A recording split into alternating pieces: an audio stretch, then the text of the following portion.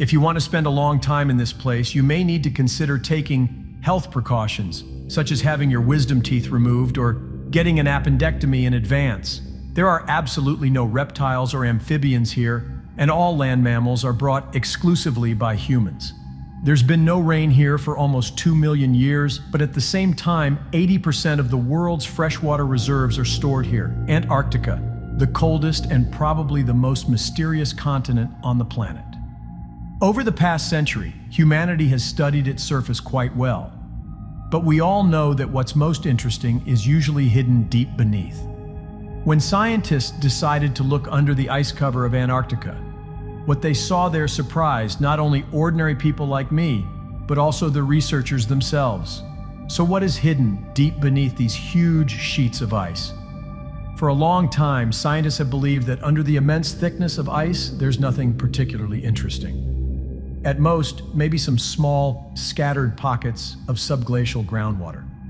However, the expectations that researchers had in the 90s have been exceeded. As it turns out, under the ice of Antarctica, there's a whole lake, and it's also quite large, about 5,800 square miles or 15,000 square kilometers, which is about 1.5 times the size of the island of Cyprus.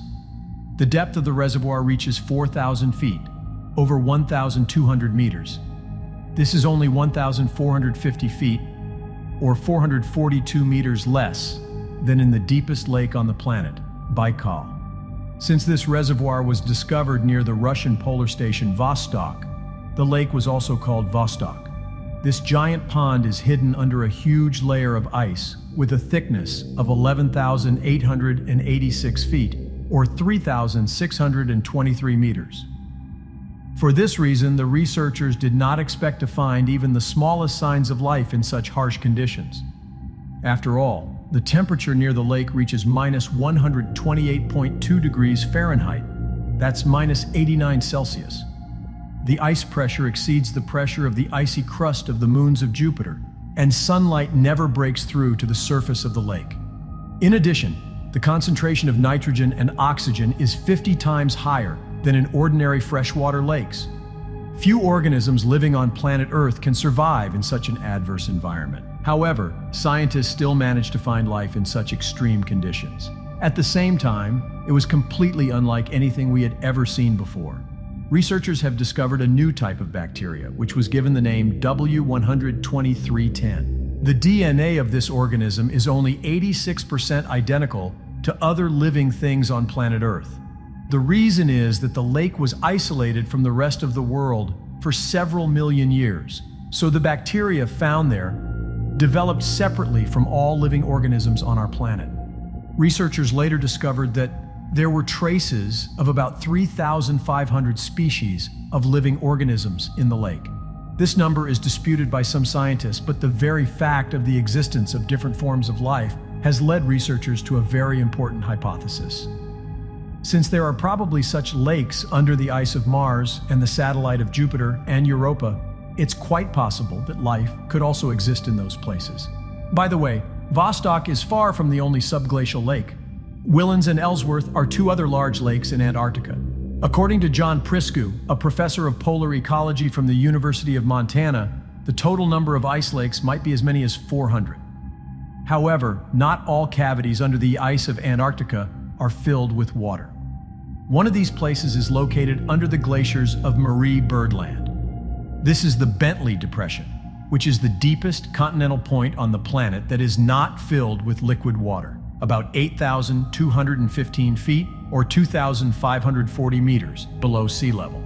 Similar discoveries were made with the help of space sensors, which scanned the relief of Antarctica in both directions. As it turned out, the ice is distributed very unevenly.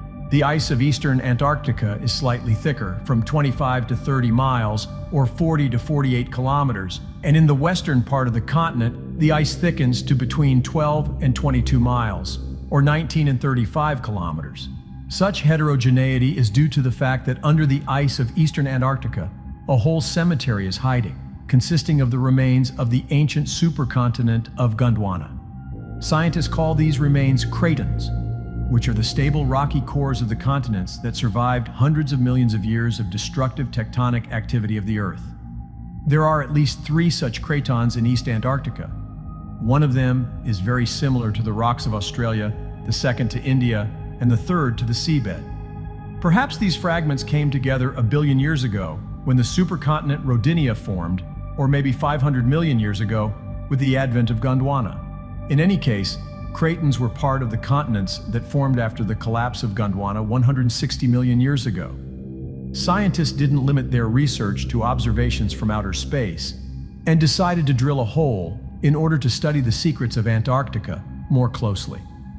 The research team used a special 2-foot, about 60-centimeter wide drill with hot water. Using this tool, after 63 hours of continuous operation, scientists were able to drill a hole with a depth of 7,060 feet. That's about 2,152 meters.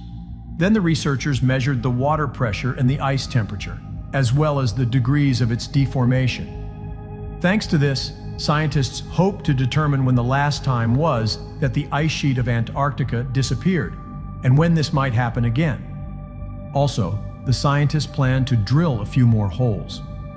However, holes also appear in Antarctica that are not man-made. A few years ago, the whole world was alarmed by a huge hole of about 3,700 square miles, or 9,583 square kilometers in size. This is almost twice the size of the state of Rhode Island. Scientists have not seen such giant holes since the 1970s, so they could not immediately identify the cause of this hole that researchers called wormwood. However, an answer was soon found. It was caused by a cyclone. In September 2017, streams of warm and cold air collided at the South Pole, resulting in the formation of swirling winds reaching a speed of 72 miles or 117 kilometers per hour. Such powerful turbulence created huge waves of up to 52 feet or 16 meters high, which in turn pushed out large chunks of ice and thereby formed a huge hole. In addition, strong winds brought warm water to the cold Lazarev Sea, in which there are ice massifs. As a result, the ice began to melt, which also contributed to the emergence of a hole. Soon it will grow to 37,000 square miles, that's about 95,829 square kilometers, and will then be about the size of Ireland. Torgay Martin, a meteorologist and climate modeler at the Helmholtz Center for Ocean Research in Kiel, Germany, believes that the number of cyclones that trigger these holes will only increase in the future. At the same time, given climate change, refreezing of holes will be much slower, so the ice melt in Antarctica will accelerate. However, Diana Francis, a specialist in atmospheric climate, believes that we shouldn't be afraid of this. On the contrary, the formation of such holes promotes better circulation between the ocean and the atmosphere. And for Antarctic animals such as penguins or seals, this opens up new food sources.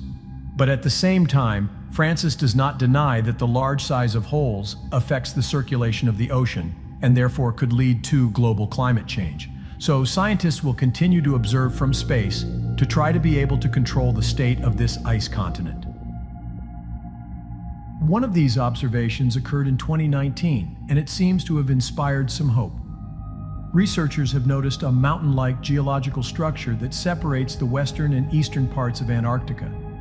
This line protects the largest glacier in Antarctica, the Ross Glacier, from the entry of warm water and prevents large chunks of ice from spreading into the ocean. If not for this dividing line, the rate of entry of Antarctic's subglacial groundwater into the ocean would increase by 20%, which could lead to an increase in global sea level by 38 feet or 11.6 meters. But this does not necessarily mean that we are completely safe. After all, next to the giant glacier, there is also another hole, which causes intense melting of the glacier in the summer months.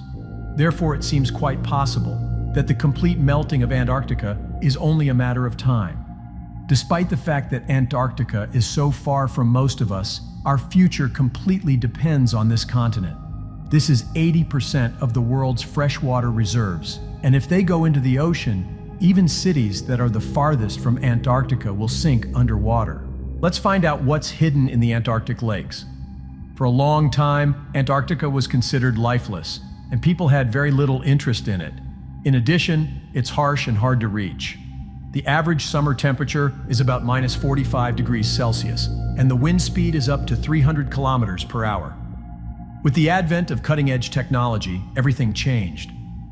The IceSat satellites allow us to look through the ice and measure its thickness. Drilling rigs have made it possible to dig deep holes through the ice to reach down to the water. A really cool tubular robot known as the Deep Cine ROV, the acronym stands for Submersible Capable of Under-Ice Navigation and Imaging, is resistant to subglacial pressure and has brought ice samples into the hands of scientists. And scientists discovered what they were looking for: life that existed long before us. In Mercer Lake, researchers found frozen remnants of tardigrades, crustaceans, seaweed, and fungi.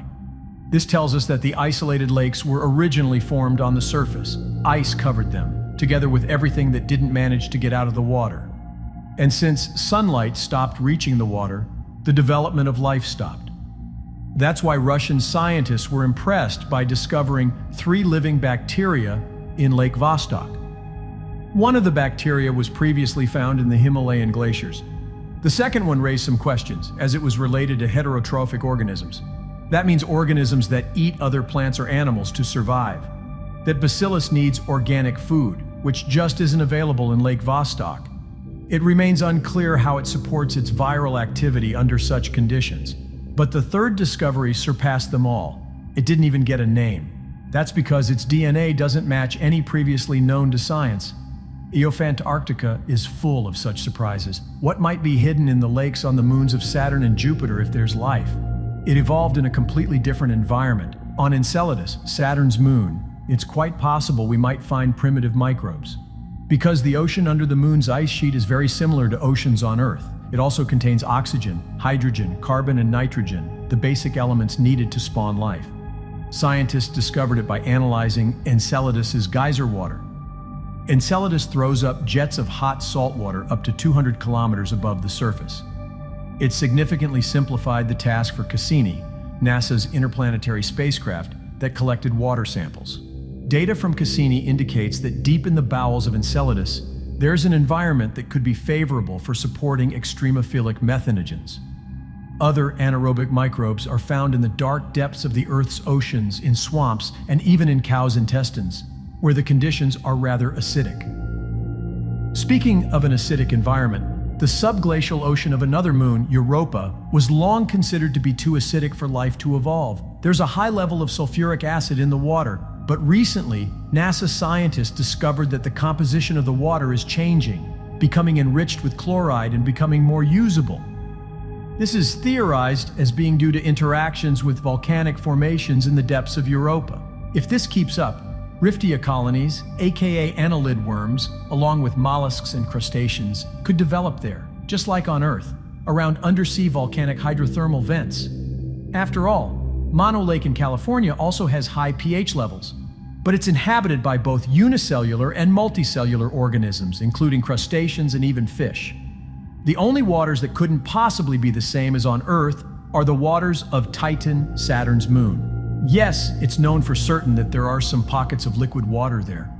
Kraken Mare's size is comparable to that of the Caspian Sea, and Ligiya Mare is larger than any freshwater lake on Earth. But life there is hard to imagine, as these seas aren't made of water.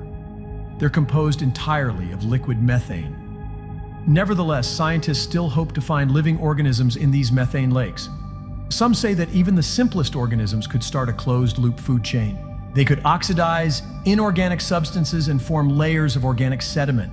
This could provide food for other organisms, for example, fish like herbivores.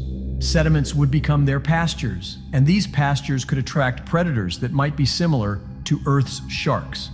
Whereas Sarah Blaffer Hrdy, emeritus professor of anthropology at the University of California at Davis, adds, assuming any of these creatures evolved to be as social, intelligent, and communicative as, say, cetaceans or elephants, and as manipulative, dexterous, and clever as chimpanzees or orangutans, I see no reason why they could not eventually evolve more sophisticated technological and cultural capacities. But so far, that's just a thought. To get the facts, we have to go to the moons and drill through their ice cores. But why might it be a very bad idea? Because even on Earth, doing such a thing could be dangerous. NASA's planning to launch a tunneling robot through Europa's ice. It's being co-developed with the University of Illinois and Johns Hopkins Laboratory. The robot will have to traverse through 30 kilometers of ice. While on Lake Ellsworth in Antarctica, the drill failed to cover even 3 kilometers. The work of the British explorers halted without producing any results. To make sure that won't happen on another planet or moon, NASA suggests equipping the tunnel robot with a nuclear reactor that will melt the ice with its heat. Research by Russian scientists on Lake Vostok in Antarctica stopped for years due to ice pollution, as well as the risk of serious contamination of the entire area. And with Titan, things are even more complicated, because we'll need to send the vehicle through liquid methane. At the moment, NASA is looking for a way to send an autonomous submarine to Kraken Mare. The submarine will independently investigate a whole range of chemical phenomena in the seas and send this data back to Earth. This idea was suggested by the Compass Lab scientists who collaborate with NASA. There have been bolder ideas like a sample return mission to Titan. There's no name for it yet, but funding has already been provided. Any space probe or drone that goes to Titan will have the task of coming back to Earth with a soil sample. But whatever scientists look for, the results could be devastating. And it's almost happened on Earth, when Chinese scientists were exploring glacial ice on the Tibetan Plateau. Their goal was to learn about the formation of past environments. They developed their own technique for collecting and processing the ice so that they wouldn't contaminate it and get incorrect results. Scientists analyzed the ice core samples taken in 2015 and discovered that their ages were around 15,000 years. And all this time, it preserved viruses. 33 genetic codes of viruses, of which only 4 are known to humankind. Scientists figured out that these viruses not only survived under extreme conditions, but are also still able to infect cells after 15,000 years. Of course, the researchers were very cautious and careful to avoid releasing the viruses from the lab.